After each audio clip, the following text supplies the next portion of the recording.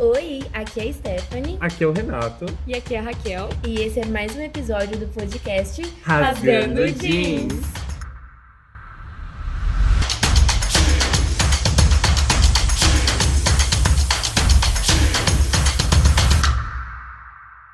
E nesse segundo encontro, vamos falar sobre o ciclo histórico da calça jeans. Afinal, a história humana está refletida na moda, e essa relação entre moda, história e contexto social fica nítida quando retomamos a história do jeans. Ele começou a se popularizar após o fim da Segunda Guerra Mundial, já que a indústria têxtil pôde aproveitar o avanço tecnológico da época e aplicá-lo no setor da moda. Então, um cara chamado Levi Strauss saiu da Alemanha e rumou para os Estados Unidos, o palco da corrida de ouro. E daí ele passou a vender aos mineradores seus tecidos, que eram basicamente uma lona resistente. Ele teve a ideia de confeccionar uma calça com essa lona, porque ele percebeu que os mineradores ficavam ajoelhados por um longo tempo em solo rústico, e daí surgiu a Levi's Pants. Aos poucos, o jeans, que foi criado para trabalhadores das minas, foi se incorporando à moda urbana, principalmente pelos jovens europeus. Esses jovens usavam jeans como um símbolo de revolta e rompimento com as normas impostas. Então o tecido passou a representar certa liberdade e um quebra de hierarquia, alcançando a fama por ter sido introduzido no mercado através do uso pelas classes menos favorecidas. E foi nos Estados Unidos, na década de 50, que o jeans encontrou um terreno fértil, a era do rock and roll.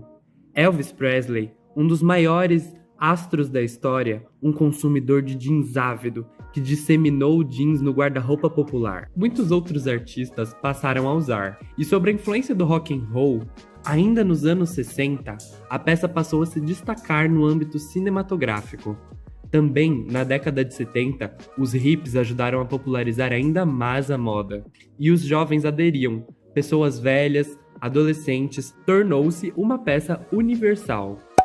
Com isso, a indústria teve que se adaptar e confeccionar cada vez mais calças jeans. Nos anos 80, por exemplo, foram marcados pela moda prêt-à-porter, ulala, que visava resgatar a elegância e a classe no ato de se vestir. Isso não significou o declínio do jeans. Ao invés disso, os tons das calças foram para o preto e azul escuro, tidas como elegantes na época. Com o surgimento das academias de ginástica, pop e o disco, as calças de elastano também se popularizaram. O culto ao corpo fez com que as mulheres passassem a usar calças mais apertadas e marcando suas curvas. A cintura alta foi se tornando cada vez mais baixa e a modelagem da calça jeans seguiu essa tendência. Já nos anos 2000, a peça que nasceu para facilitar a vida do proletariado ganha certos status nas marcas globais de streetwear, que é a linha de jeans, virando praticamente artigo de luxo no que era tido como premium jeans.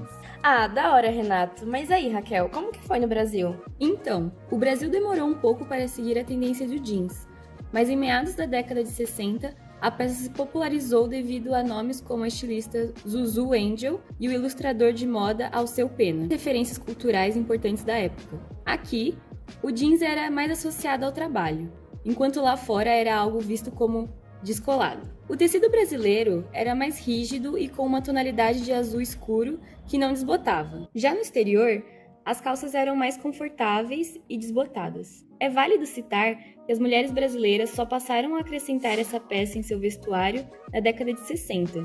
Antes disso, era um item estritamente masculino. Pulando para os anos 70, o Brasil ainda passava pela ditadura militar, e as vendas voltadas para os jovens ganharam força. As propagandas das calças jeans pregavam certa rebeldia e rompimento de paradigmas. Tá, mas e afinal? Como esse tecido se popularizou tanto no mundo e quais são as influências no mercado global? Calma aí, Renato. Isso já é assunto pro próximo episódio. Então até lá!